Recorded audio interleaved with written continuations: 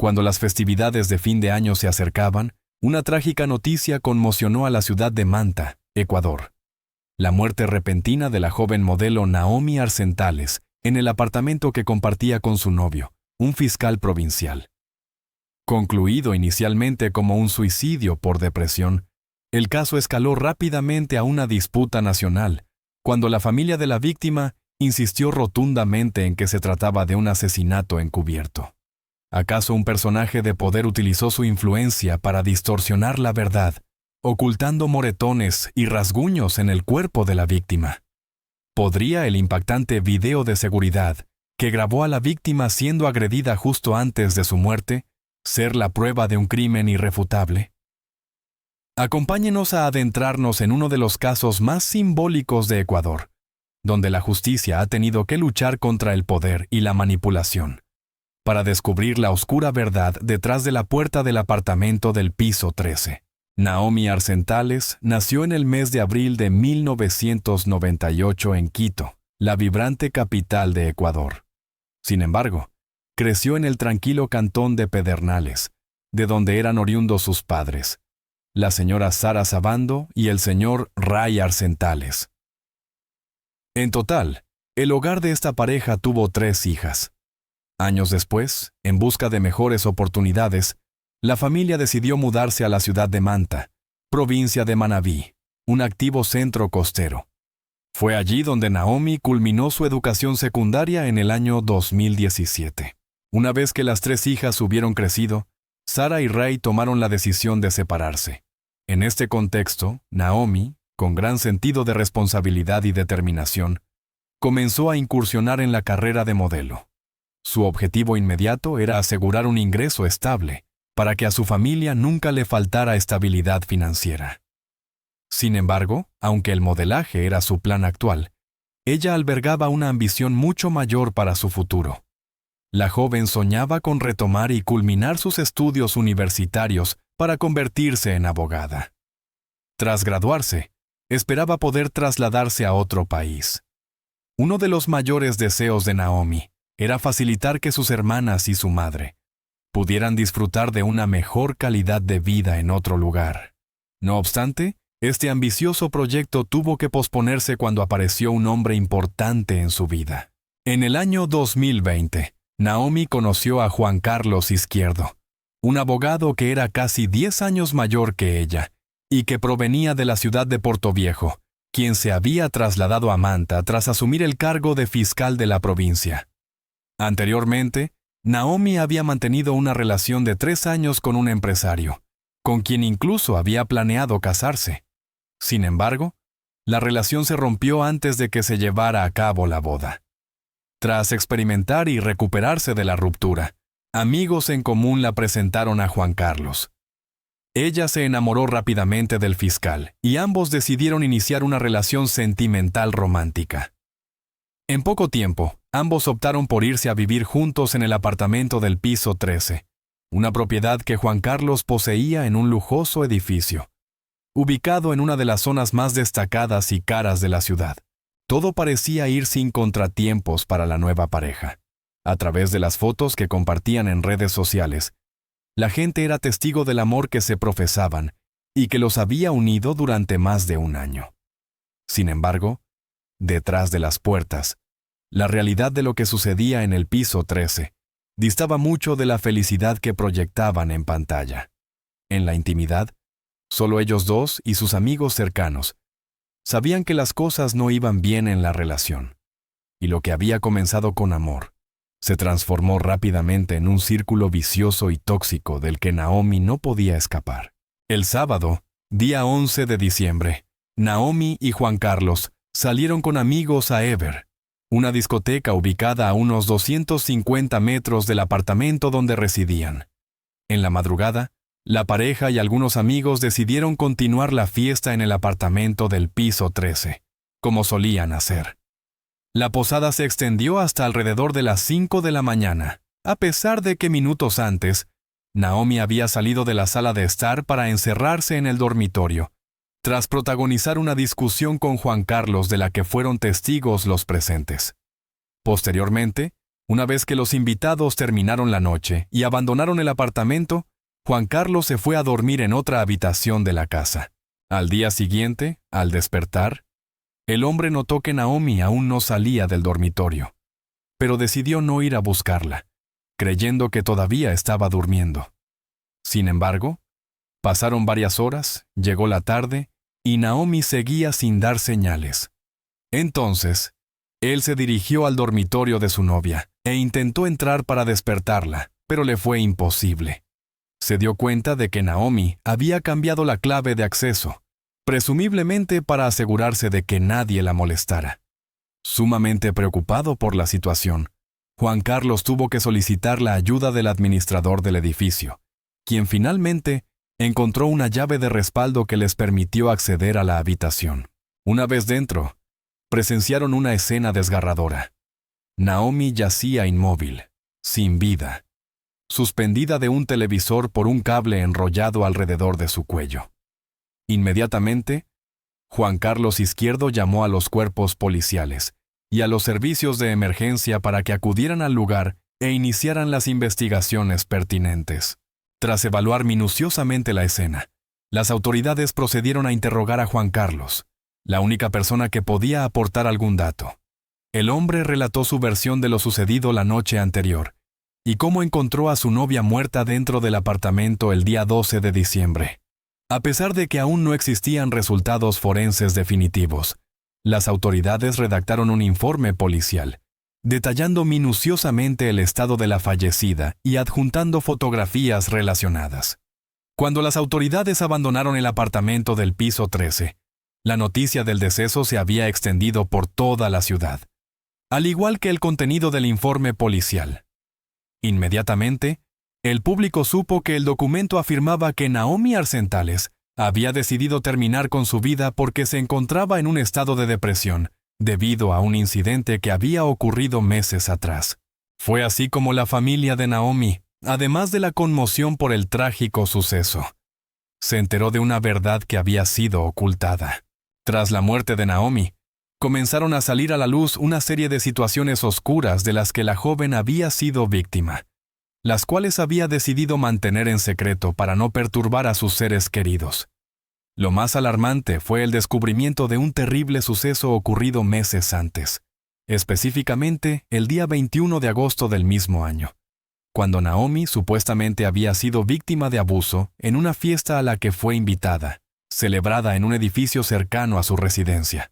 Allí, hombres a los que no había conocido antes de esa noche abusaron sexualmente de la joven, actuando en complicidad con una tercera persona. A pesar del profundo dolor que le causaron esos hombres, Naomi decidió contarle lo sucedido a su novio. Posteriormente, la joven denunció formalmente el hecho ante las autoridades policiales. Como parte indispensable del proceso de investigación, se realizaron pruebas toxicológicas y ginecológicas. Los resultados de estos análisis determinaron que la joven presentaba lesiones en sus partes íntimas. Además, se recolectó material genético para enviarlo a realizar exámenes más profundos.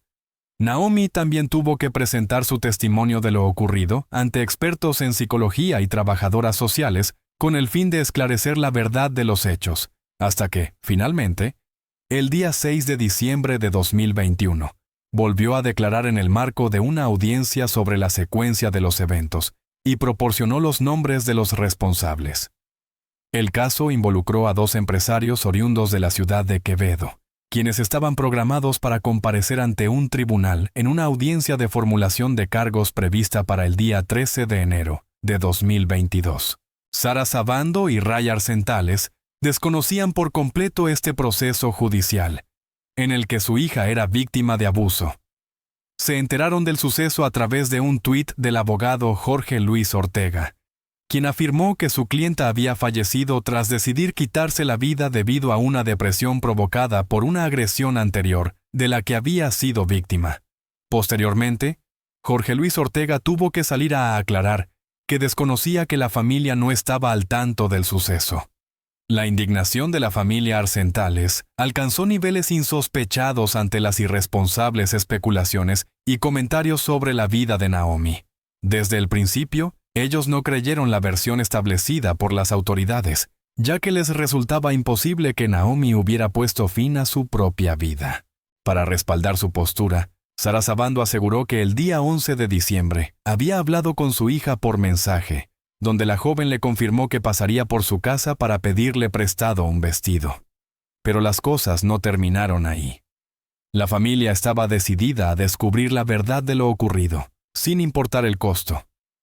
En su interior, sabían que su hija en realidad había sido víctima de un crimen y que había elementos que les hacían sospechar de Juan Carlos Izquierdo.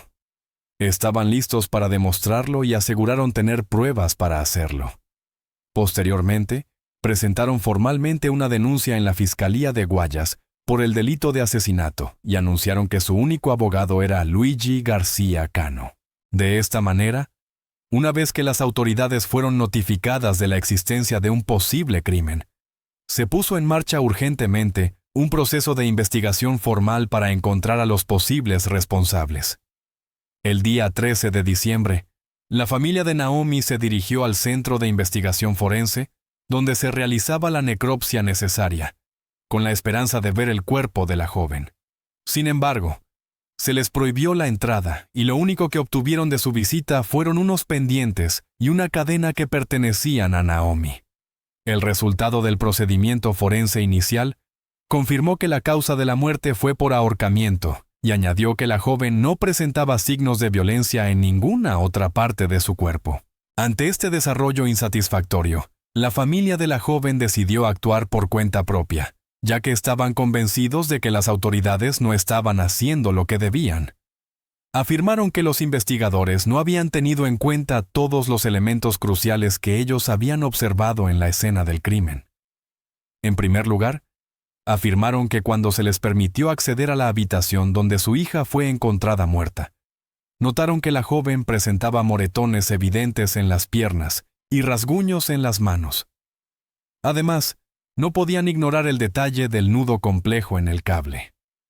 Sara Sabando enfatizó en este argumento que Naomi ni siquiera tenía la habilidad para hacer un lazo en el pelo, y mucho menos poseía los conocimientos técnicos necesarios para realizar un nudo de marinero. Por otro lado, sus sospechas hacia Juan Carlos aumentaron considerablemente al notar que el hombre no se había presentado en el funeral organizado para despedir los restos de Naomi. Con el paso de los días, cada vez más elementos, pruebas concretas, surgieron, reforzando las sospechas de la familia y posicionando a este sujeto como el principal sospechoso del caso. Ray Arcentales, padre de la víctima, hizo públicas en redes sociales capturas de pantalla de conversaciones privadas que Naomi y Juan Carlos habían mantenido en los últimos días. En estos mensajes, la joven le recriminaba amargamente por actos de violencia, específicamente por haberla golpeado, dejándole moretones en la cara. Las respuestas insensibles e irresponsables del fiscal, y a su vez novio de la joven, dejaron en claro que Naomi no solo había sido víctima de violencia física en su propio hogar, sino también de una cruel violencia psicológica. Esto se pudo probar no solo porque en esos mensajes el hombre le echó descaradamente la culpa a su novia por el ataque íntimo que ella había sufrido anteriormente, sino también porque amigos y personas cercanas a la joven confesaron que el comportamiento abusivo y los insultos por parte de Juan Carlos eran muy frecuentes en la intimidad de la pareja, y a veces incluso ocurrían en presencia de testigos. Ante esta abrumadora evidencia, la familia de Naomi solicitó formalmente a las autoridades que iniciaran una investigación real por el crimen. Además, exigieron la exhumación del cuerpo de la joven para realizar una segunda necropsia. Sin embargo, esta vez, impusieron una condición innegociable: que el examen fuera realizado por expertos independientes procedentes de Quito. La razón era que afirmaban que el poder e influencia que Juan Izquierdo ostentaba al ser parte de la fiscalía había estado obstaculizando el trabajo de los investigadores e impidiendo que se llevara a cabo con transparencia y justicia. En los días siguientes, la familia persistió en aportar más pruebas, insistiendo en que el caso debía ser tratado como un feminicidio y no como una muerte voluntaria. En una concurrida rueda de prensa, Sara Sabando junto con el abogado Luigi García presentaron valientemente fotografías tomadas en la escena del crimen, donde se podía ver el cuerpo de Naomi sin vida, con el cable alrededor del cuello.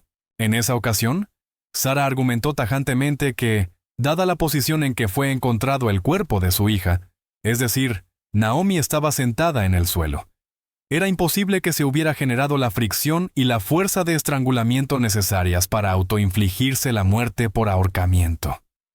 Finalmente, el día 19 de diciembre, solo una semana después del terrible hallazgo, un video impactante fue publicado masivamente en redes sociales, confirmando todo lo que la familia había estado denunciando hasta ese momento.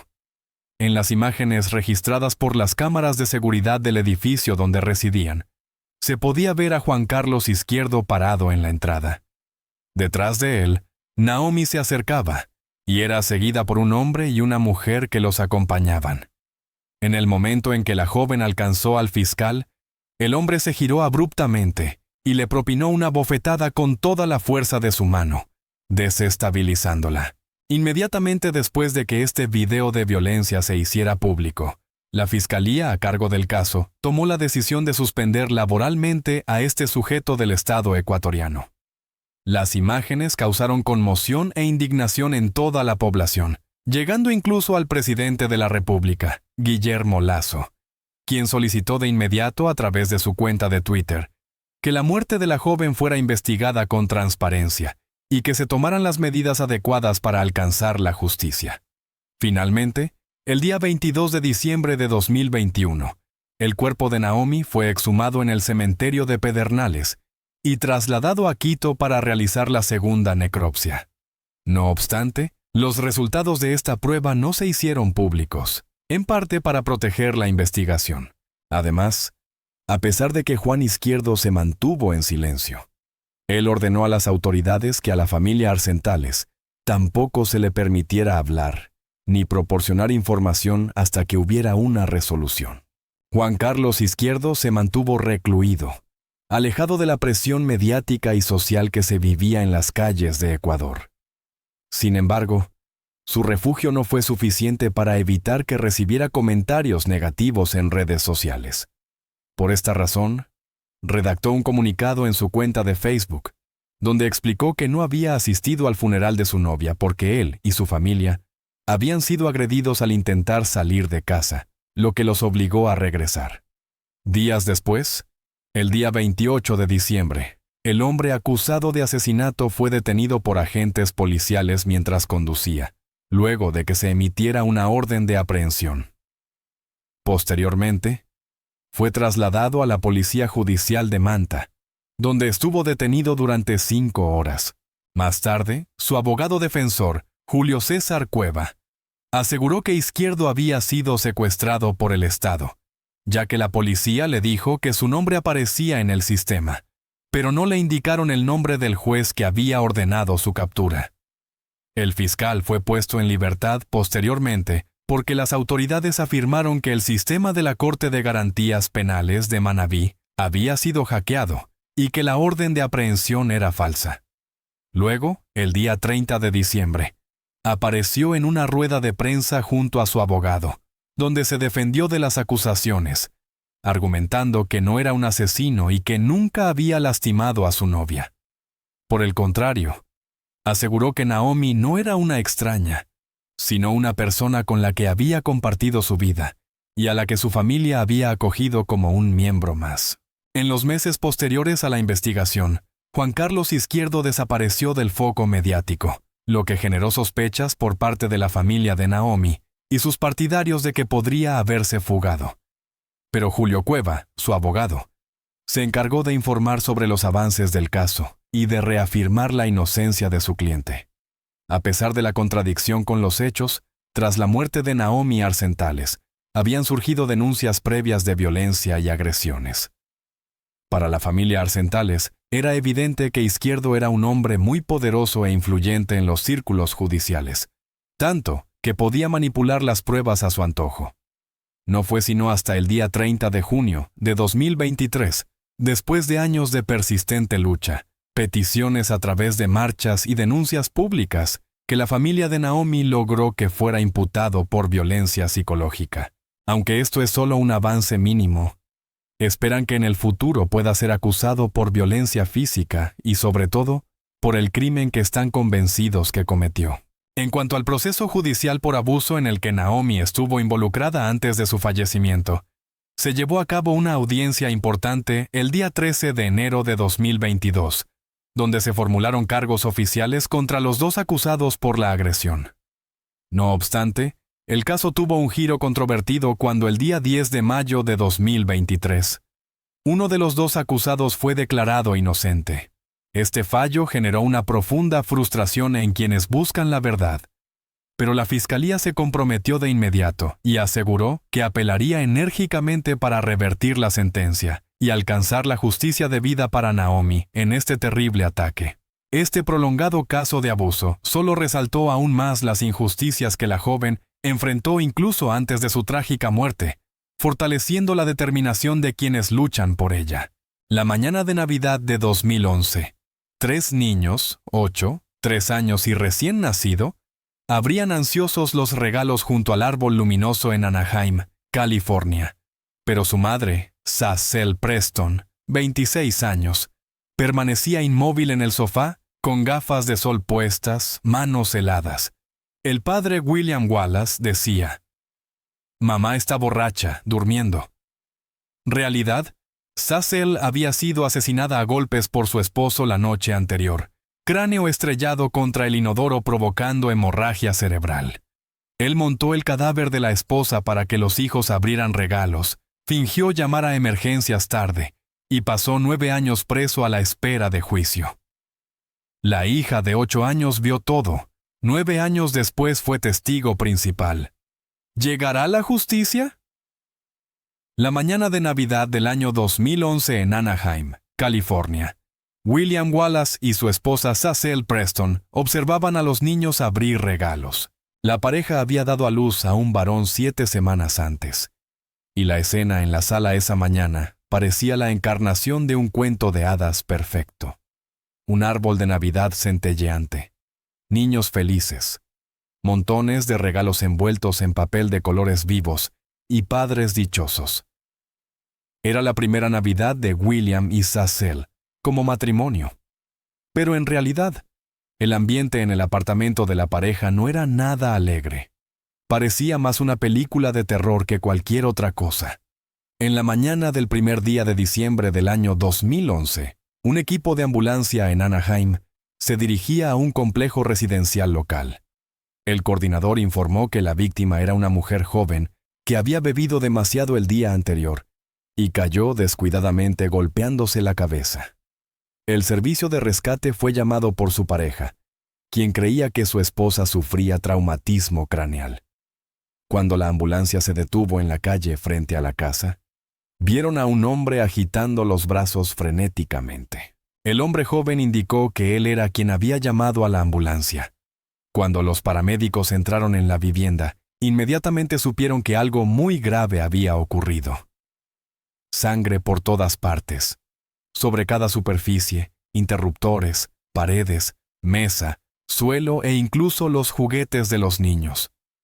Parecía que nada en la casa estaba libre de manchas de sangre. Para los paramédicos que acudieron a la llamada de emergencia, fue evidente al instante que la mujer ebria no solo se había caído y sufrido traumatismo craneal. Había demasiada sangre en el apartamento para atribuirlo a una simple caída.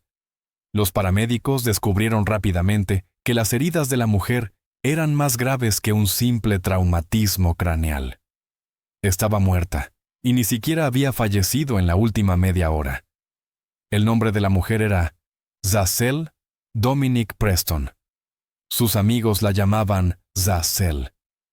Tenía 26 años al momento de su muerte.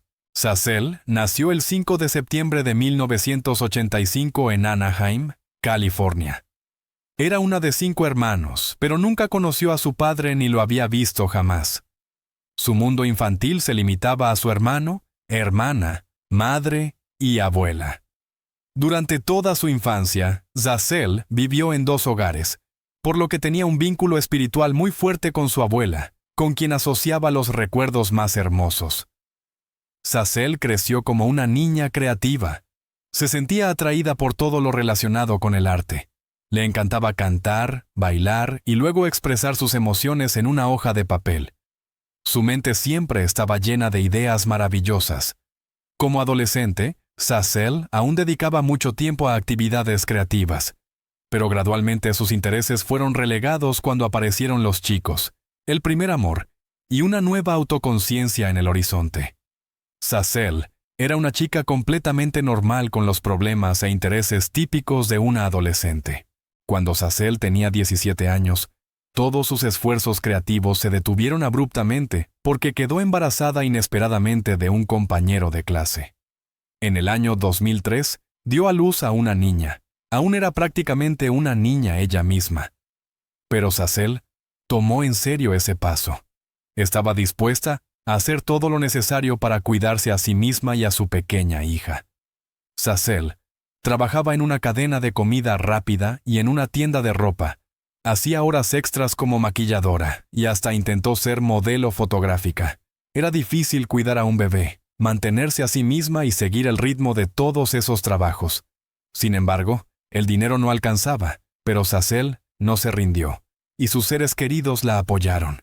La vida continuó. 5 años después, cuando Sacel tenía 22 años, quedó embarazada nuevamente, y esta vez también fue una niña. No está claro si el padre de las hijas de Sacel era el mismo hombre, pero en realidad nunca tuvo un hombre que ayudara a cuidar a los niños. Pero había otras personas cercanas a ella: tías, tíos, abuela y bisabuela. Los familiares ayudaban a Sacel, la apoyaban emocionalmente y participaban en la crianza de las pequeñas. En el año 2008, Sacel, ahora madre de 2 niñas, una de 5 años y una recién nacida, conoció a un hombre que cambiaría su vida para siempre. William Wallace era un hombre de 30 años de San Pedro, California. Era 4 años mayor que Sacel. La vida de William Wallace, especialmente su infancia, fue muy difícil. Creció en la calle, porque sus padres no se preocupaban en absoluto por él.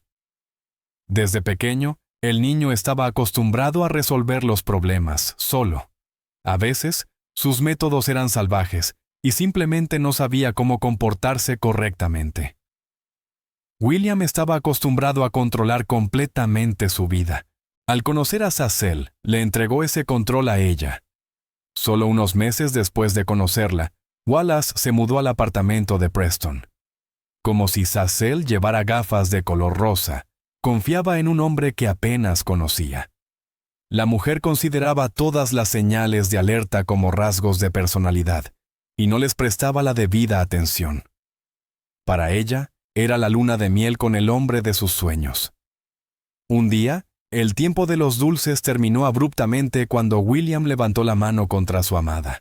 La golpeó hasta dejarla irreconocible. Sacel fue llevada al hospital con el rostro hinchado, mechones de cabello arrancados y innumerables moretones. Este ataque horroroso no fue casual. Hombres como William son conocidos por tales arranques de ira. Generalmente, su enojo no tiene una razón real, específica. La mayoría es celos enfermizos o un pensamiento irracional en su cabeza.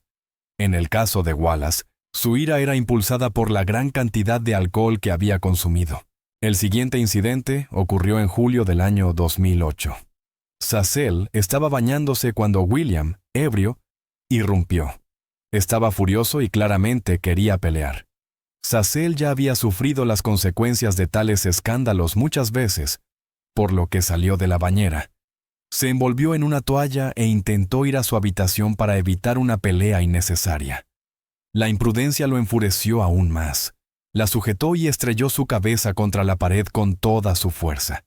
Cuando la mujer cayó al suelo, William la agarró del cabello, la arrastró al dormitorio y la arrojó sobre la cama, con una mano sujetando el cuello de Sacel y la otra, continuando golpeándola hasta que quedó inconsciente. E incluso cuando la víctima estaba completamente derrumbada y sin reaccionar, Wallace seguía gritando y golpeándola. Finalmente se apartó de la mujer insensible y descargó toda su frustración, gritando hasta que Sacel comenzó a reaccionar a sus gritos. Esto no pasó desapercibido. William volvió a atacar a la mujer indefensa. Ella intentó resistir desesperadamente, arañando y suplicando por su vida. Sus súplicas no fueron escuchadas. Tras suplicar difícilmente ayuda a un hombre, Preston pidió llamar a la policía para que las autoridades la protegieran de su propio novio. Cuando la policía respondió a la llamada, William Wallace había huido porque sabía que enfrentaría problemas graves. Los oficiales no pudieron hacer nada más. Zazzle tuvo que pasar una noche sin dormir esperando a su pareja. Cuando William regresó, ella volvió a llamar a la policía, y esta vez fue arrestado. Finalmente admitió el delito de violencia doméstica y fue encarcelado 19 días. Este caso es un ejemplo típico de cómo los agresores domésticos no son tomados en serio hasta que realmente pierden el control total y arrebatan la vida de alguien. Pero la historia no termina ahí. Durante los 3 años siguientes, Zazzle intentó varias veces echar a este hombre de su casa. Tras su arresto, logró obtener una orden de protección temporal contra William, lo que significaba que legalmente no podían comunicarse. Esto era por la seguridad de Zazzle. Tras salir de prisión, Wallace quería regresar al apartamento de Preston. Al principio ella dudó en recibirlo de nuevo. Es fácil convencer a una mujer enamorada de que la situación nunca se repetirá. William fue persistente y regresaba constantemente, siguiéndola por la calle e intentando convencerla de que había cambiado, de que era una persona completamente diferente. Pronto encontró la razón perfecta para convencer a Preston de volver. El hombre le dijo a su ex amante que había encontrado a Dios. Según él, esto ocurrió tras otro arresto, cuando entró en prisión por posesión de sustancias ilegales. Tras cumplir 19 días por agredir a su novia, Wallace fue liberado. Estuvo libre aproximadamente 3 meses antes de ser arrestado nuevamente. Esta vez, la sentencia fue de casi 2 años, de noviembre del año 2008 a octubre del año 2010. Durante su tiempo en prisión, William reconoció todos sus errores y se volvió hacia Dios. Le dijo a Zazzle que ahora era un hombre de fe, que vivía y seguía las leyes de Dios, que era un cristiano renacido. Wallace le metió en la cabeza a Zazzle la idea de que había cambiado y que ella era la única que podía hacerlo mejor persona. Le derramó toda su alma y amor. Por mucho que Zazzle resentiera a su exnovio, aún lo amaba y estaba dispuesta a perdonarlo. Desde aquel ataque horroroso, habían pasado poco más de 2 años. La mujer creía que una persona podía reconocer sus acciones en ese tiempo, y decidió darle a William una oportunidad. Mientras Wallace aún estaba en prisión, logró convencer a Zazzle de sus sentimientos claros. Ella comenzó a visitarlo regularmente en la cárcel. Cuando fue liberado en octubre del año 2010, inmediatamente se mudó al apartamento donde vivían Zazzle y sus 2 hijas. La relación entre los enamorados se reavivó, pero solo unos meses después, el aura del cristiano renacido se desvaneció y el demonio volvió a mostrar su verdadero rostro. En los primeros meses, las publicaciones de Zazzle en redes sociales estaban llenas de amor, ternura y felicidad. Se alegraba por cada día hermoso, pero gradualmente los tonos positivos se desvanecieron. Los mensajes se volvieron más emocionales, en los que la mujer intentaba expresar lo que acumulaba en su corazón. Su esposo no la respetaba. Comenzaba a levantar la mano con más frecuencia. Además, empezó a ver a otras mujeres. Cuando Zazzle encontró pruebas de infidelidad, él se comportó como un manipulador clásico. Afirmaba que Zazzle estaba loca, que veía infidelidad donde no la había. En los casos en que no podía negarlo, William culpaba a las otras mujeres que se le pegaban. Él siempre era la víctima, sin importar qué pasara. Desde el punto de vista del hombre, todo el mundo estaba en contra de la pareja, por lo que debían unirse y no confiar en nadie más que entre sí. Lo aterrador de los manipuladores es que encuentran las palabras correctas, juegan con las emociones humanas, y la víctima comienza a creerles realmente. Zazzle a menudo expresaba su indignación en redes sociales sobre las otras mujeres, Les aconsejaba encontrar un hombre propio y no aferrarse a alguien en una relación. Los amigos intentaban abrirle los ojos mediante comentarios en las publicaciones, pero ella no escuchaba a nadie más que a su William. Durante el año siguiente, él entraba y salía de prisión constantemente. Fue arrestado por posesión de sustancias ilegales, violencia doméstica y peleas. Al ser liberado, siempre regresaba a casa de Zazel. Volvía a atacarla delante de las hijas, la ridiculizaba y descargaba su ira. La orden judicial en su contra seguía vigente, por lo que cada incidente de violencia llevaba a la policía a llegar y arrestar al hombre. Durante muchos meses, Zazel intentó deshacerse de William, pero él era maestro en las disculpas, por lo que fácilmente obtenía perdón. Y si no funcionaba, William simplemente amenazaba. La mujer temía por su vida y la de sus hijas, y perdonaba sus errores. Por un tiempo, el hombre se volvía tierno y atento. Zazel se relajaba. Un giro inesperado unió aún más a los enamorados. En el año 2011, Zazel quedó embarazada de su hijo. Esta noticia alimentó la esperanza de que todo cambiaría para siempre. Zazel llevaba al hijo de William en su vientre y creía que él dejaría de golpearla y cuidaría su salud. Pero se equivocaba. El hombre comenzó a comportarse peor que antes. Una vez tuvo que esconderse en una tienda de comestibles durante el embarazo, porque su novio empezó a golpearla en la calle. Otra vez Zazel fue llevada al hospital por tímpano roto. Aunque no lo admitía, todos los cercanos sabían que perdió audición por un fuerte golpe en la cabeza. En agosto del año 2011, cuando Zazel estaba en los últimos meses de embarazo, tuvo que pedir ayuda a su madre después de que William la golpeara severamente. Cuando la madre llegó, encontró a su hija tirada en la calle. Zazel estaba acurrucada en posición fetal y sollozaba. Todo su cuerpo, incluyendo el vientre, estaba cubierto de moretones. Por supuesto, era evidente que la vida con este hombre era más un infierno. De niña soñaba con crecer y hacer carrera para ser independiente. Tuvo que renunciar a eso, porque cada día solo luchaba por sobrevivir. Pero si no cambiaba, la situación no cambiaría o terminaría tristemente. Mejor tarde que nunca, decidió Zazel. El primer paso para escapar de esta relación horrorosa sería una carrera estable y un ingreso propio. En septiembre del año 2011, Zazel se inscribió en la universidad y comenzó la formación como consejera de violencia doméstica. Este curso no solo le daba a la joven la oportunidad de construir una carrera positiva y duradera, sino que quizás también la ayudaría a aprender a poner fin a la violencia en su propia familia. Las hijas de Preston tenían en ese momento 8 y 3 años. William aceptó cuidarlas mientras Zazel estaba en la universidad, pero rápidamente se cansó de quedarse en casa mientras su novia estudiaba a escondidas en la universidad. Llamaba constantemente al móvil y enviaba muchos mensajes. Le exigía que no vieran a extraños y no hablara con otros estudiantes, especialmente hombres jóvenes. En casa, intentaba aislarla de amigos y familia, prohibiéndole salir y llamar. Zazel solo quería que todo parara. Buscaba desesperadamente formas de contener a su esposo.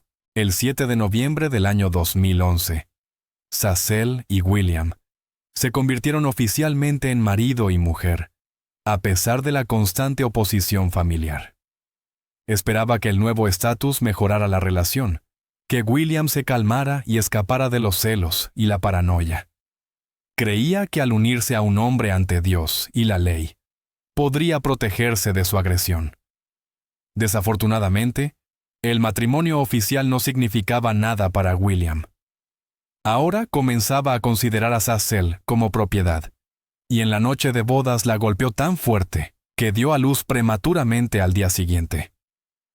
Aunque la vida de Zazel con Wallace era más un infierno, aún albergaba esperanzas de un futuro feliz y seguro. Zazel creció en una familia grande y ahora intentaba construir una similar de manera lenta pero segura. Tras dar a luz al hijo, el esposo no la tocó durante 2 semanas. Y el 24 de noviembre, William volvió a perder el control. Ocurrió en la cena familiar de Acción de Gracias, Sacel pidió ayuda a su cuñado para ajustar el móvil. A William no le gustó. Sintió que su esposa dedicaba demasiada atención al cuñado. Estaba tan furioso que podría haberla despedazado. En diciembre del año 2011, Sacel colapsó completamente. El conocimiento sobre violencia doméstica la ayudó a reconocer que su esposo no podía repararse y que el matrimonio no podía salvarse. Decidió abandonar los estudios y mudarse lejos con los niños. El 9 de diciembre, solo un mes después de dar a luz al hijo, Sacel volvió al hospital, esta vez por un corte en la nuca. Por supuesto, era otra herida causada por William. Incluso el personal del hospital gradualmente reconocía a Sacel, que llegaba mensualmente con alguna herida loca, ya fuera cabeza hinchada, moretones o traumatismo craneal. No era secreto que esta mujer estaba constantemente en peligro en casa. Los médicos intentaban llamar a la policía, pero Sacel misma temía involucrar a las autoridades, porque sabía que si William iba a prisión, se enfurecería más y lo descargaría en ella. En lugar de decir la verdad sobre su esposo, mentía a los oficiales y contaba que había sido atacada por un extraño en la calle. Simplemente temía por su vida y la de sus hijos. Para frustración de los médicos, las fuerzas del orden no podían hacer nada sin la cooperación de la víctima. Unos días después, Sacel salió del hospital y William la envió a comprar víveres. Justo en la caja, se dio cuenta de que no tenía suficiente dinero para comprar lo que el esposo había pedido. Preston temía volver a casa porque sabía que tendría problemas. Así que la mujer se paró frente al restaurante local y pidió monedas a los transeúntes. Pensaba que era mejor soportar la humillación que volver con las manos vacías y ser golpeada hasta convertirla en pulpa. Pero eso tampoco la salvó de los golpes. El esposo seguía considerando que tardó demasiado en las compras, y William volvió a perder el control. En esta ira, Sacel llamó a su madre y suplicó auxilio. La madre, al otro lado de la línea, escuchó a Wallace golpear con el puño el vientre de su hija y exigir repetidamente colgar. Como la mujer estaba demasiado lejos y no podía llegar rápido, llamó a la abuela Sally de Sass y le pidió que recogiera a su hija de las manos del monstruo. Cuando Sally detuvo el auto frente a la casa, casi se le paró el corazón al ver la escena. Sass y los 3 niños, incluido el recién nacido, estaban bajo la lluvia torrencial, y un niño vecino pequeño se paraba frente a William intentando proteger a la mujer. Sally metió a su nieta y a los niños en el auto, y condujo al centro comercial local lleno de gente. La abuela sabía claramente que no podía enfrentarse al hombre si aparecía en su casa. En realidad ni siquiera tuvieron tiempo de respirar tras el estrés vivido, porque William saltó al auto y lo siguió directamente al centro comercial. Exigió que Sass y los niños subieran a su auto y regresaran a casa, y justo en el apartamento. Volvió a usar tácticas de manipulación y convenció a su esposa de perdonarlo. En ese momento Sacel no tenía otra opción.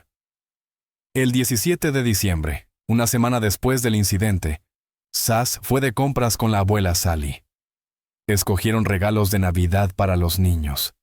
Sacel quería que esta Navidad fuera inolvidable. Mientras ella y la abuela caminaban por el centro comercial, el teléfono de Sass no paraba de sonar. William enloquecía porque su esposa tardaba. Sally notó que su nieta no podía soltar el teléfono y preguntó cómo podía vivir con un hombre así. Sacel rompió en llanto y dijo que temía por su vida. Luego le contó a la abuela sobre sus planes futuros. Primero debía terminar la carrera universitaria, encontrar trabajo con el título del curso, y luego continuar construyendo una vida sin William. Lo que Sass aún no sabía era que sus planes no estaban destinados a cumplirse. Solo una semana después, en la Navidad del año 2011, su peor temor se hizo realidad. La noche anterior a la fiesta, Sacel y William visitaron a vecinos para una pequeña fiesta navideña. Bebieron, charlaron en la cena festiva y parecían alegres. La pareja se divertía con amigos, pero tras unas horas de ambiente navideño, comenzaron a discutir por dejar a los niños solos en casa. La discusión se convirtió en pelea. Saz y William repentinamente recogieron y abandonaron el apartamento a medianoche de mal humor. Tan pronto como la puerta del apartamento se cerró tras ellos, el enfrentamiento verbal habitual pasó a golpes. La pelea fue tan ruidosa que despertó a la niña mayor. La hija de 8 años de Saz salió de su habitación e intentó calmar a los adultos. Por supuesto no funcionó. Además, la niña presenció la escena horrorosa cuando William golpeaba salvajemente a Zazel. El hombre empujaba a su esposa, la abofeteaba y pateaba. Saz le pedía que parara, y gritaba tan fuerte que los vecinos oían el ruido. El ataque duró casi 1 hora. La mujer estaba llena de sangre, pero logró saltar fuera de la casa a la calle. Los vecinos miraban por la ventana y vieron a William correr tras Zazel y empujarla al suelo, antes de abrazarla y llevarla de vuelta al apartamento. Algunos dudaron en llamar a emergencias en esta situación, porque no querían perder tiempo con la policía si malinterpretaban lo que veían. Sin embargo, si hubieran llamado a emergencias, todo habría sido diferente. Nadie llamó a la policía esa noche, y nadie vino a rescatar a Saz. La mujer quedó encerrada en el apartamento con William, quien la acorraló en la esquina de la sala y en un arrebato ebrio la golpeó, antes de empujarla contra la mesa de vidrio. El vidrio se hizo añicos, y los fragmentos afilados se clavaron en la pobre Zazel. Lo peor fue que el hombre involucró a la hija de 8 años de Zazel en la discusión. Le ordenó a la niña que se acercara a su madre, sacara los trozos de vidrio de la herida y luego limpiara la sangre. William no se preocupaba por el trauma psicológico que sufría la pequeña. Al observar las acciones de la niña, se dio cuenta de que no era la forma correcta de eliminar la sangre, por lo que llenó la bañera, abrazó a su esposa y sumergió su cuerpo indefenso en el agua. Mientras Zazel yacía en la bañera, su hija permanecía a su lado confundida y sin saber cómo ayudar a su madre. La mujer recuperaba la conciencia y volvía a deslizarse en la oscuridad salvadora. Había perdido tanta sangre que sus fuerzas la abandonaron para siempre. Cuando la mayor parte de la sangre del cuerpo fue lavada por el agua, William sacó a su esposa de la bañera y quiso llevarla al dormitorio, pero resbaló en el suelo mojado y cayó. La cabeza de Saz golpeó el borde del inodoro y de la garganta de la mujer salió un gorgoteo, seguido de silencio. William arrastró el cadáver de su esposa al dormitorio y lo arrojó sobre la cama. También envió a la hija de 8 años a dormir, pero media hora después, el hijo pequeño de Zazel se despertó, llorando y pidiendo a su madre. El niño claramente tenía hambre. El hombre no pensó en nada mejor que colocar al hijo sobre el pecho de la madre, que ya no mostraba signos de vida. La Navidad del año 2011 debía ser especial. Zazel se había preparado durante mucho tiempo para ofrecer a sus hijos una fiesta inolvidable. Sus hijos estaban en la edad perfecta, 3 y 8, cuando la magia navideña parece real. La hija de Zazel se despertó feliz a las 8:30 de la mañana. Saltaban en la cama y esperaban ansiosos abrir los regalos, para ver exactamente qué había dejado Papá Noel bajo el árbol de Navidad para ellos. La niña de 8 años, por su edad, había olvidado la pesadilla y se alegraba por el día. Para ella, no era extraño ver a los adultos discutir. Los niños habían vivido mucho tiempo en ese entorno y se habían acostumbrado. Sabían que a la mañana siguiente todo era relativamente bueno. Mamá sería, aunque con el rostro hinchado y moretones por todo el cuerpo, aún amable y atenta. Pero esta mañana de Navidad todo era diferente. Ella llevaba muerta mucho tiempo. Lo que William hizo superaba la realidad. Sabía que los niños buscarían primero a su madre. El hombre llevó su cadáver a la sala, lo colocó en el sofá y lo sostuvo con almohadas a ambos lados para que no cayera. Le puso gafas de sol a su esposa sobre los ojos hinchados y cerrados, y luego llamó a las niñas a abrir los regalos de Navidad. Las niñas, por supuesto, rápidamente notaron que algo andaba mal con su madre. No reaccionaba a los saludos, no jugaba con ellas ni sonreía ni una vez. Pero William seguía bromeando con ellas. Les contó a los niños que Sacel estaba borracha y había arruinado su Navidad. Cuando las niñas tocaron a su madre, sintieron que sus manos estaban extrañas, frías y rígidas. Intentaron hablarle, pero la madre guardaba silencio. Sacel no podía responder, porque el 25 de diciembre del año 2011, en la mágica noche de Navidad, la crueldad fría de su esposo le había arrebatado la vida. Solo tenía 26 años. Era madre de 3 hijos maravillosos, y ahora su cuerpo yacía helado en el sofá, mientras las niñas abrían los regalos de Navidad que ella había seleccionado durante horas el día anterior. Esa fue la última acción de Sacel como madre. Aunque su esposo la maltrataba, tuvo que asegurarse de que los niños se alegraran con montones de regalos enormes. En ese momento, William Wallace ya estaba sobrio y realmente entró en pánico. Tras beber demasiado alcohol la noche anterior y resistir, esperaba que Sacel volviera en sí como siempre a la mañana siguiente. Siempre ocurría cuando la golpeaba hasta dejarla inconsciente. De alguna manera increíble, la mujer siempre se recuperaba al día siguiente. Solo ahora, al ver a los niños intentar inútilmente despertar a su madre, se dio cuenta de que no volvería a escuchar a Sacel, porque estaba muerta. Cuando el hombre finalmente comprendió que había arrebatado la vida de su esposa, William entró en pánico total. Además, la madre de Sacel llamó y quería hablar con su hija. William le dijo que Sacel aún no se había despertado.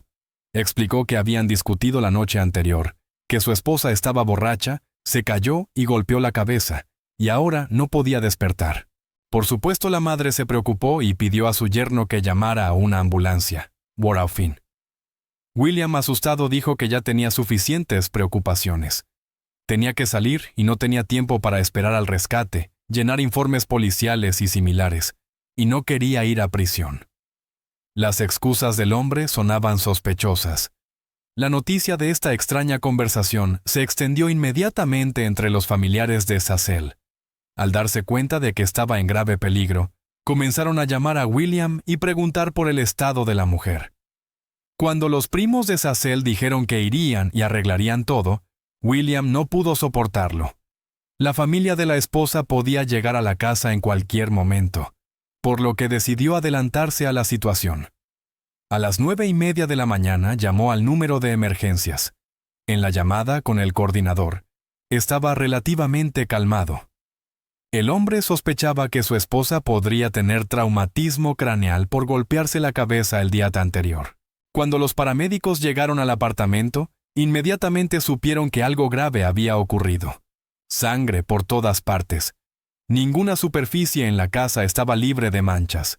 Algunas gotas frescas, otras ya secas desde hacía tiempo. Pero lo más extraño era que la ropa de la víctima estaba completamente limpia. Sin mirar a Saz, los médicos supieron que ya no necesitaba ayuda médica. La mujer llevaba muerta varias horas, y no de muerte natural. Había sido intencionalmente privada de la vida. Los paramédicos llamaron a la policía. William fue arrestado inmediatamente bajo sospecha de masacre, y el cadáver de Sacel fue llevado a la morgue. La autopsia reveló un cuadro horroroso. El cuerpo de Sacel ya no tenía vida alguna. Según el informe del forense, la muerte de la mujer fue por hemorragia cerebral, tras traumatismo contundente. Las pruebas del crimen en este caso eran abrumadoras. Estaban por toda la casa, y cada centímetro del cuerpo de la fallecida indicaba muerte violenta. Pero aunque el caso era claro, tomó casi una década para que Wallace fuera condenado y Saz obtuviera justicia.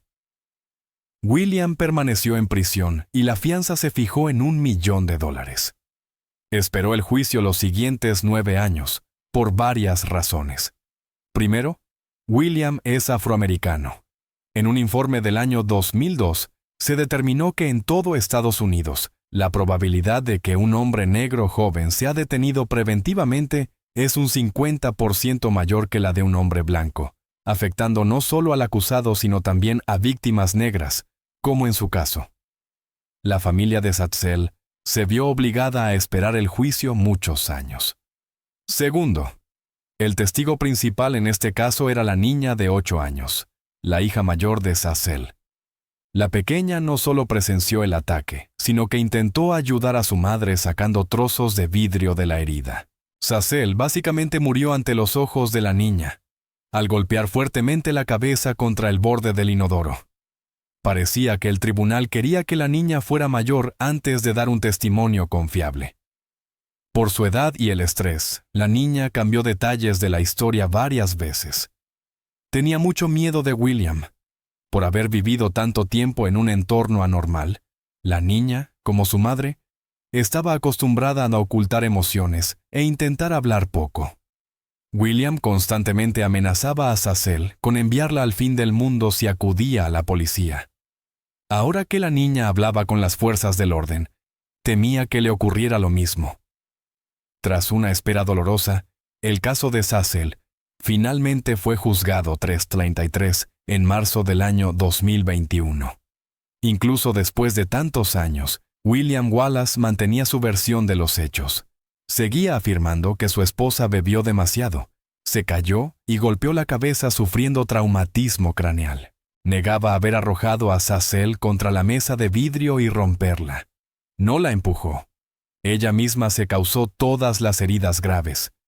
El acusado buscaba excusas, aunque sonaban sospechosas.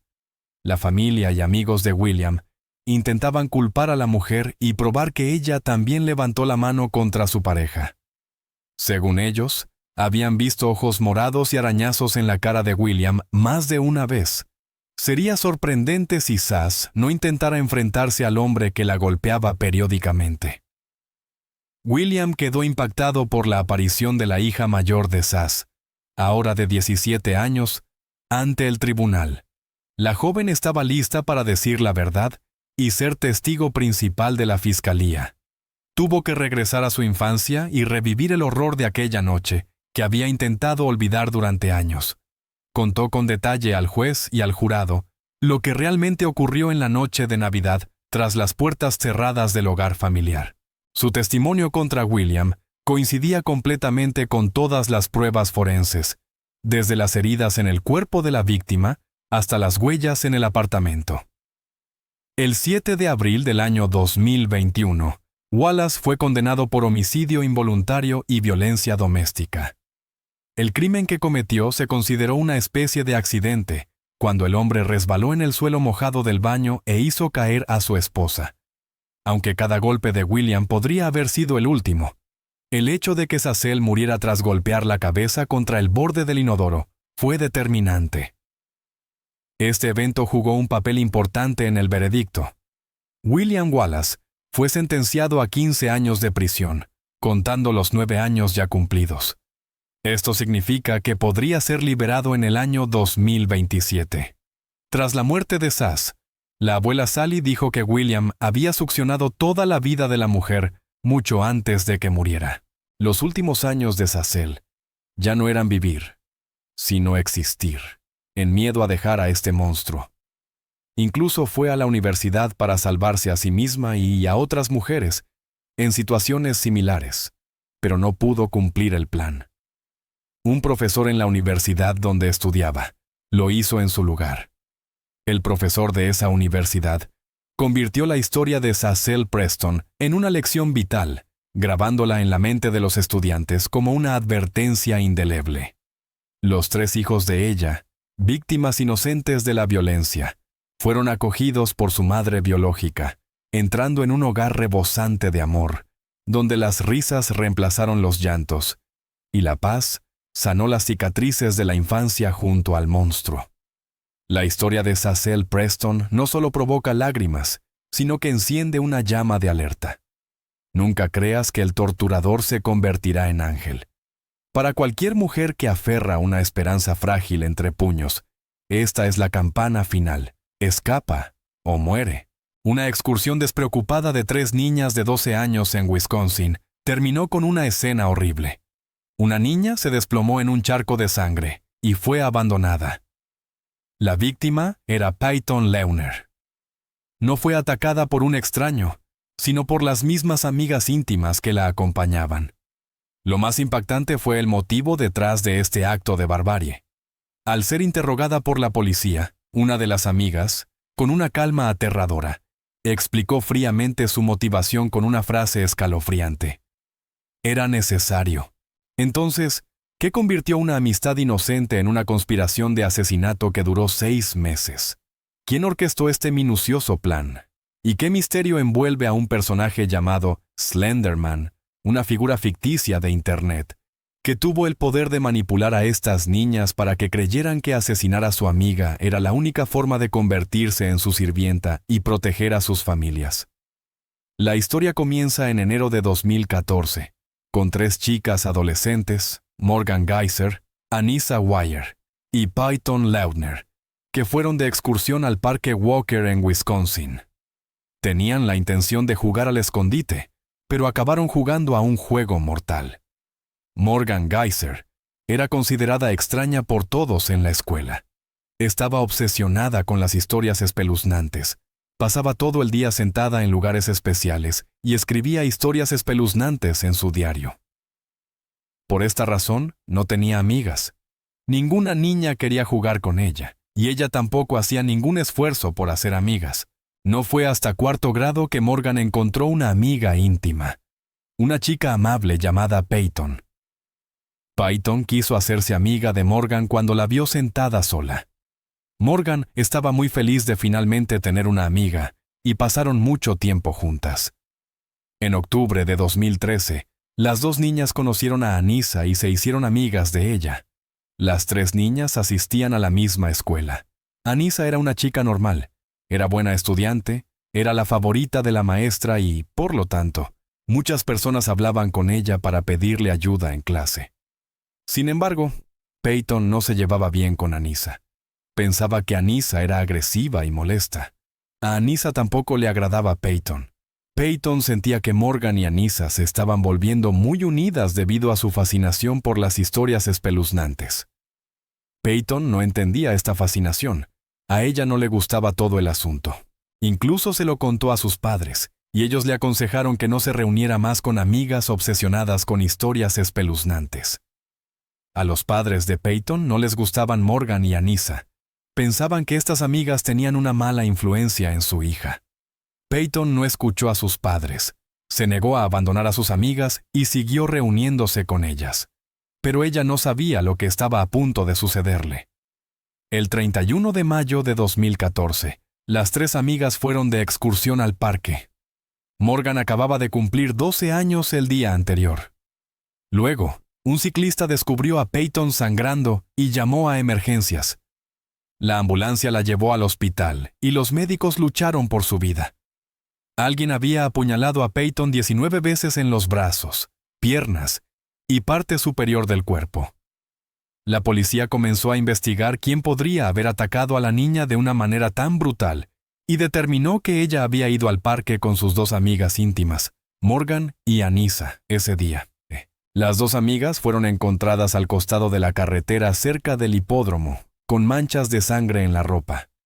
Ambas tenían 12 años, al igual que Peyton, y la policía las interrogó de la manera más suave posible para evitar traumatizarlas. Morgan fue muy amable. Respondió a las preguntas con calma y franqueza. Morgan preguntó qué había pasado con Peyton y si había muerto. Cuando el investigador preguntó a Morgan por qué le había hecho daño a su mejor amiga, Morgan respondió con calma. Era necesario. Explicó que el crimen había sido planeado 6 meses antes. Se habían preparado meticulosamente, pero seguían posponiéndolo. Finalmente, el 31 de mayo, decidieron llevarlo a cabo porque habían pasado la noche juntas en casa de Morgan. La noche anterior, habían celebrado su cumpleaños. A la mañana siguiente, las 3 amigas jugaron videojuegos juntas. Luego se disfrazaron y jugaron. Y luego decidieron ir al parque. Peyton notó que Morgan llevaba una mochila al parque, que contenía ropa y barritas de cereales, y preguntó por qué necesitaban provisiones para ir al parque. Morgan dijo que tal vez querrían un refrigerio, y las niñas se fueron a pasear. En la mochila también había fotos de los padres de Anissa y Morgan, Las llevaban porque no sabían si volverían a casa. Finalmente, antes de que alguien pudiera verla, Anissa escondió un cuchillo en su bolsillo. Primero jugaron en el patio de recreo. Luego fueron al baño. Morgan y Anissa se miraron y susurraron algo. Anissa le dijo a Peyton que entrara en el cubículo para irse a dormir después. Peyton no entendía por qué tenía que hacer eso, pero sus amigas tenían sus propias intenciones. Habían leído que sería más fácil matar a alguien dormido, porque la víctima no se resistiría, y con los ojos cerrados, el asesino no sería reflejado ni visto por la víctima, por lo que sería más fácil hacerlo. Empujaron a Peyton a un cubículo y la acorralaron. Morgan le preguntó a Anissa, «¿Creí que habíamos acordado que tú lo harías?» Anissa golpeó inmediatamente la cabeza de Peyton contra la pared. Luego, ella y Morgan salieron del cubículo para discutir el plan de acción. Fueron hacia Peyton y le propusieron salir a caminar un rato. Las niñas salieron de allí y se dirigieron hacia los árboles. Anissa le señaló discretamente a Morgan un lugar donde podrían llevar a cabo el plan. Le propuso a Peyton jugar al escondite, y Morgan iría a buscarla. Anissa le sugirió a Peyton que se acostara en el arbusto para esconderse, ya que en realidad querían someterla para atacarla. Peyton no quería acostarse, por lo que comenzaron a empujarla. Peyton estaba muy indignada. Anissa le hizo una señal a Morgan de que debía sujetar a Peyton y que ella la apuñalaría. Anissa la empujó al suelo, y luego Morgan corrió hacia ella e intentó darle el cuchillo a Anissa. Ella dijo que no podía hacerlo. Morgan quería que Anissa lo hiciera ella misma, porque se suponía que ella conocía mejor los puntos débiles, ya que había visto la película Doomsday y sabía dónde atacar. Pero Anissa se negó, y las dos niñas comenzaron a discutir sobre quién mataría a Peyton. Morgan estaba segura de que Peyton no escuchaba la conversación porque estaba distraída por las flores y mirándolas, lo cual difícilmente podría ser cierto. Justo en ese momento, Anissa apuñaló una vez y luego le entregó el cuchillo a Morgan. Morgan se abalanzó sobre Peyton y comenzó a apuñalarla por todo el cuerpo. Según Morgan, se sintió como apuñalar el aire. Anissa se echó hacia atrás y observó cómo Morgan hacía todo. Luego, Morgan se levantó y se fueron. Morgan estaba cubierta de sangre. Peyton les gritó, «Confiaba en ustedes, las odio». Anissa dijo, «Quédate quieta para que no pierdas sangre». Ella dijo eso para que Peyton no llamara la atención con sus gritos. La niña herida intentó levantarse pero no pudo. Se cayó y dijo que no podía respirar y que no veía bien. Lloró y suplicó a sus amigas que la ayudaran.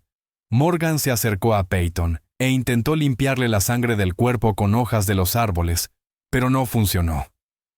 Peyton suplicó al mismo tiempo que no la tocaran. Morgan y Anissa fingieron ir a buscar ayuda y huyeron, dejándola allí para que muriera. Pero en lugar de buscar ayuda, fueron a la tienda Walmart.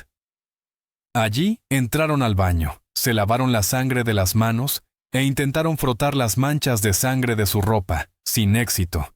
Al ser interrogada, Morgan incluso dudó si quería ver a sus padres, lo que indicaba que podría haber problemas familiares. Según Morgan, Anissa le dijo que tenía que matar a Peyton para que Slenderman la dejara en paz. De lo contrario, él mataría a sus familias, y que tenían que hacerlo. Por eso Morgan accedió. Morgan admitió. Estaba confundida.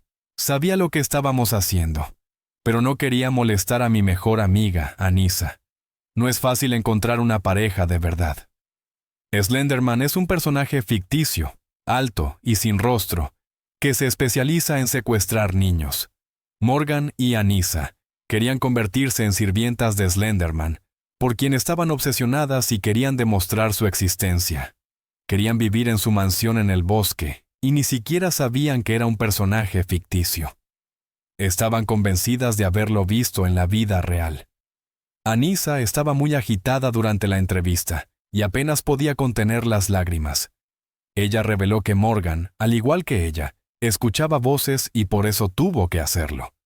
Según Anissa, fue Morgan quien le propuso a Anissa convertirse en sirvienta de Slenderman en diciembre de 2013. Anissa dijo que sí. Luego, Morgan dijo que había llegado a un acuerdo con él. Tenían que matar a Peyton. De lo contrario, él se la llevaría a ella y a su familia. Por esta razón, tenían que matar a su amiga. Discutieron abiertamente el crimen mientras estaban sentadas juntas en el autobús escolar y susurraban, lo que significaba que no querían ser escuchadas y entendían claramente que su plan era peligroso. Según Anissa, Morgan había traído el cuchillo y lo había escondido detrás de sus pantalones, debajo de su sudadera con capucha, lo que contradecía la declaración de su amiga de que habían dejado el cuchillo en la mochila. Según Anissa, solo Morgan causó todas las heridas. Se suponía que Anissa no participó porque era una buena persona y demasiado sensible a la sangre de otras personas, pero había manchas de sangre en su ropa, lo que hacía que sus palabras fueran increíbles. Las niñas se culparon mutuamente por lo sucedido. Después de la tienda Walmart, se dirigieron al Parque Nacional Nicollet, en Wisconsin, donde creían que vivía Slenderman. Anissa afirmó haberlo visto. Era un hombre alto con un traje, sin rostro, solo una máscara blanca. Anissa dijo que las niñas se pelearon en el camino porque comenzaron a sentirse culpables por Peyton, a quien habían dejado en el bosque. Comenzaron a culpar a Morgan por lo sucedido. Se dieron cuenta de que no podían volver a casa. De lo contrario, serían arrestadas. Anissa expresó arrepentimiento por lo sucedido, a diferencia de Morgan, quien habló de todo con calma e indiferencia durante el interrogatorio y no mostró ningún remordimiento. También durante el interrogatorio, admitieron que originalmente habían planeado matar a Peyton por la noche, mientras dormía para no tener que mirarla a los ojos. Iban a pegarle cinta adhesiva en la boca para que no pudiera gritar y luego huir. Pero luego abandonaron esta idea porque no querían involucrar a la familia de ella. Después de que la policía recibiera información sobre las niñas y emitiera una orden de búsqueda, un automovilista que pasaba las vio y avisó a la policía. Finalmente, fueron arrestadas solo 30 minutos después de que Peyton fuera encontrada en el bosque. En la mochila que llevaban las niñas, la policía encontró una billetera, el diario de Morgan, fotos de sus familias y un cuchillo. Había sangre en la ropa de Morgan y Anissa. La policía revisó sus computadoras y teléfonos y descubrió que Morgan había buscado consultas como ocultar asesinato, culpa en el asesinato, ¿qué sucede si me arrestan por asesinato? Puedo ser arrestado por asesinato en defensa propia.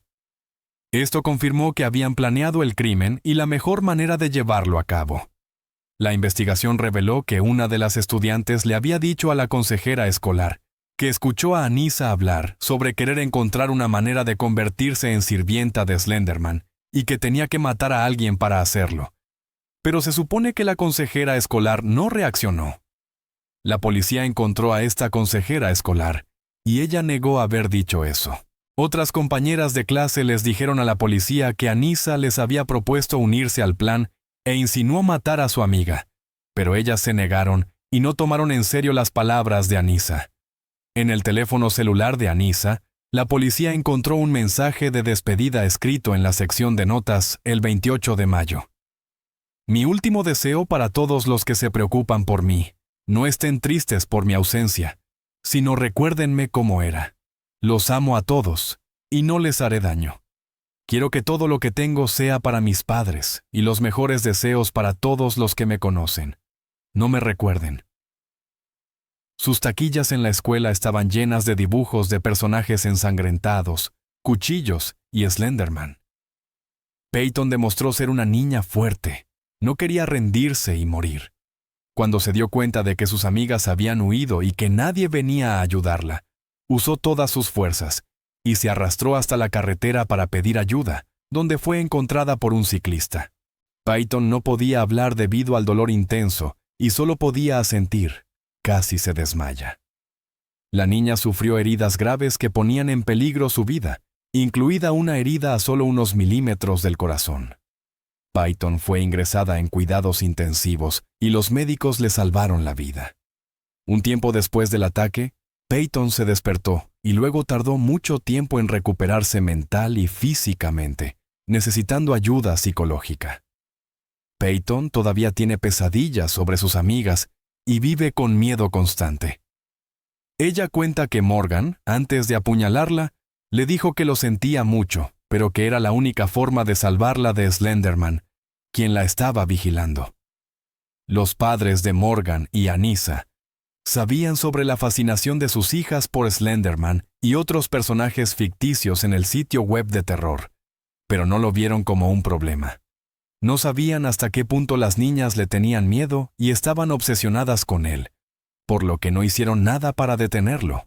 Las maestras describieron a Morgan como una niña extraña, callada, aislada y evitada por otros niños. Un día, Morgan corrió por la escuela y afirmó que Snape de Harry Potter la estaba persiguiendo. Nadie le prestó atención. Todos pensaron que era solo la imaginación de una niña. Una vez, los estudiantes la vieron en el baño jugando con sangre en su dedo, lo cual era muy aterrador. La maestra le informó del incidente a la madre de Morgan, pero ella respondió que su hija solo estaba actuando en historias de terror. La maestra habló con la niña y le pidió que no viera más historias de terror, pero Morgan no hizo caso. Luego, trajo un martillo a la escuela. Se le cayó de su taquilla y otros estudiantes lo vieron.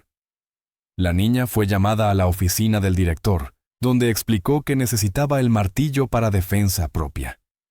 El director notó que Morgan hablaba sola, como le había dicho a su madre. Sus compañeros de clase la vieron caminar con un diario, donde escribía sus pensamientos, y había contenido sobre la muerte. Esto asustó mucho a todos. La maestra volvió a contárselo a su madre, pero ella no se tomó en serio lo que le estaba pasando a Morgan. Su madre dijo que Morgan carecía de empatía hacia los demás desde que era pequeña. Por ejemplo, después de ver la película animada Bambi, no se inmutó en absoluto cuando murió la madre del cervatillo y solo dijo, «Corre, corre, corre». Las dos niñas, Morgan Geyser y Anissa Weier, de 12 años, fueron acusadas de intento de asesinato en primer grado. Ante el tribunal, Anissa dijo que no se había tomado todo en serio, y pensó que ella y Morgan solo estaban jugando un juego, y que solo se lo tomó en serio cuando Morgan comenzó a apuñalar el cuerpo de Peyton. Según ella, no quería hacerle daño a nadie. Solo quería demostrar la existencia de este personaje, y quería probar otras formas de lograrlo. Ella y Morgan temían que Slenderman las persiguiera si no seguían el plan, y por eso cometieron el crimen. Las niñas se arrepintieron de lo que hicieron. Morgan fue diagnosticada con esquizofrenia en etapa inicial. Resultó que su padre sufría de esquizofrenia y la enfermedad se le transmitió a ella. Morgan se declaró culpable, pero fue declarada no culpable según el acuerdo debido a su enfermedad mental. Fue sentenciada a 40 años de reclusión en un hospital psiquiátrico. Anissa se declaró culpable ante el tribunal del delito de cómplice de intento de asesinato, pero el jurado la declaró no culpable debido a su enfermedad mental. Se determinó que era incapaz de distinguir entre la realidad y su imaginación. Anissa fue sentenciada a 25 años de reclusión en un hospital psiquiátrico. Sin embargo, en el verano de 2021, el tribunal aprobó la solicitud de libertad condicional de Anissa. Los médicos confirmaron que ya no representaba un peligro para sí misma ni para el público. El 13 de septiembre de 2021, Anissa, de 19 años, salió del hospital psiquiátrico. Está viviendo con sus padres, quiere continuar sus estudios y encontrar un trabajo a tiempo parcial. Anissa es monitoreada continuamente por GPS y sus actividades informáticas son controladas para asegurarse de que no acceda a sitios web de miedo. No se le permite consumir alcohol o sustancias ilegales, poseer armas o contactar a Peyton o a su familia. El viaje de Peyton Leutner es un testimonio de la extraordinaria resiliencia humana. La niña que una vez estuvo al borde de la vida y la muerte, con 19 heridas de arma blanca, ahora tiene 19 años. Ha completado la escuela secundaria y está estudiando una carrera universitaria en medicina. Su elección de carrera no es solo una decisión profesional, sino también una declaración de la victoria de la vida y la compasión. Un contraste total con el acto de barbarie que tuvo que soportar. Aunque ha prevalecido físicamente, Peyton todavía tiene que lidiar con cicatrices psicológicas profundas. Aún tiene pesadillas constantes sobre las amigas que la traicionaron y vive con miedo frecuente. Actualmente, Peyton aún no ha recuperado las amistades cercanas que tenía antes, pero ha construido una relación sentimental estable con un novio. Su vida es un esfuerzo continuo para reconstruir la confianza y buscar la paz después de la horrible tragedia. Mientras tanto, el destino de las dos perpetradoras ha tomado caminos diferentes. Morgan Geyser, diagnosticada con esquizofrenia, continúa cumpliendo su sentencia de 40 años en un hospital psiquiátrico para tratar su condición. Por otro lado, Anissa Weier, quien expresó remordimiento y fue declarada que ya no era un peligro, fue liberada condicionalmente en 2021. Aunque está en libertad, debe vivir bajo una estricta supervisión de GPS. Sus actividades informáticas son controladas para mantenerse alejada de contenido de terror, y tiene prohibido absolutamente contactar a Peyton o a su familia. Este caso no es solo una historia sobre la fascinación juvenil por el personaje ficticio Slenderman, sino también una advertencia sobre la importancia de monitorear la salud mental, la perspicacia de los consejeros escolares, quienes ignoraron la advertencia, y especialmente la supervivencia inquebrantable de Peyton Leutner. Ella superó la muerte planeada por sus propias amigas para escribir personalmente un nuevo capítulo lleno de esperanza en su vida.